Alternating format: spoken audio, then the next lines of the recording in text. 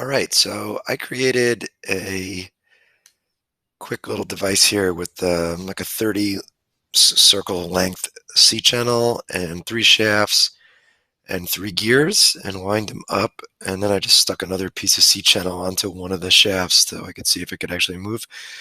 And the key, what we want to do right now is, although we can spin gears and make them spin around, we want to make, if one gear spins, the other ones are going to spin as well. So that's where you're going to be using what's called the gear relation button over here. And the way you're going to do that is pick gear relation. And then you have to pick the two mates that you want to work together. So for my situation here, I have 3 revolute mates. The first one would be that center gear, and then the second one would be the gear on the right, and then the third one's the one on the left. So I'm just going to try to get the one on the center and the one on the right to work first. So it's asking me for mate 1. I'm going to pick revolute mate 1, and it appears.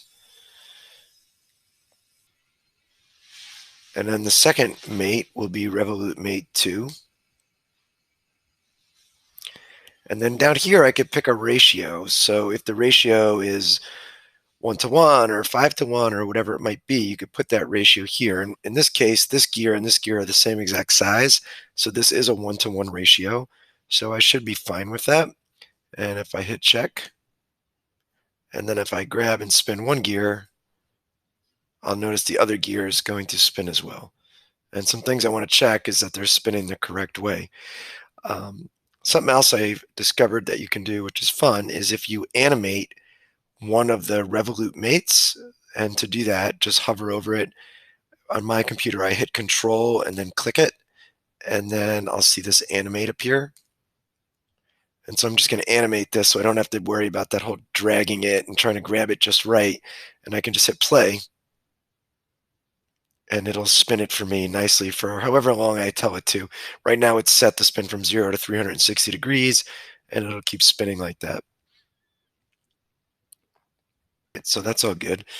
Now, something else to keep in mind, depending on how you set it up, you may have to make some adjustments. So if the gears are not meshed up properly, like you can see right here, mine are not looking so great. You can adjust that by picking that revolute mate and showing both mate connectors, and then pick either one. I'll pick the top one. Push down on Control and then click it, and then you could say Edit. And now here you can change the rotation angle. So if I start just pushing that up in increments of, say, like 2 degrees, you can see how that's affecting where they're going to meet up. So maybe it's like 4 degrees. Well, that's already looking a lot better. Maybe it's 5 degrees. And that looks like they're really well meshed. Maybe just to double check, I'll go to 6. That might even be better. But if I went to like 9, for example, you see I'm all out of whack again. So somewhere around 5 or 6 was the best, and we're not, or like 5 the best. And then I'll say save on that. And that gets my gears to be lined up nicely so that when I go and Control and then animate this again, I get a nice connection between those gears. So I'm going to stop that.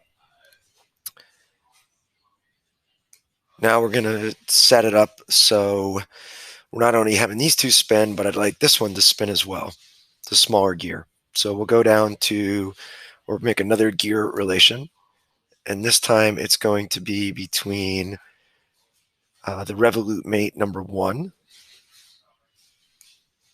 and the revolute mate number 3, which is the smaller gear. And we could test this by just kind of spinning it now, I believe. And we see, yes, it is spinning that. That's good. And it looks like it's spinning it in the right direction. And I'm going to say, okay. And again, this time, I think because I've already connected these up, they're meeting pretty well. And now if I animate any of these, let's say I take revolute mate 2 and say animate, we should see all 3 things going at the same time. And I think you can see that. Now, one thing I see that I have to fix here, stop this, is if you notice there, I'll play it again, you can take a look at this. Right now, that gear right here is spinning and this one is spinning, but man, it looks like the teeth are getting all ground up. Something does not look right there. And that's because I forgot to change the gear relation. I didn't set it to the actual ratio that it is. So let's do that. And I'm going to go back to that gear to relation, open it up, and it is set to a relation of 1. And this has on it 36 teeth. And if you weren't sure, you could go back to that insert menu and find out that that was a 36 tooth gear. And this one has 12 teeth on it. So the ratio should be 1 to 3.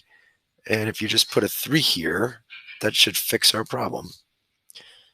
So I'm going to animate this mate again by hitting Control, clicking on it, and then hitting Animate.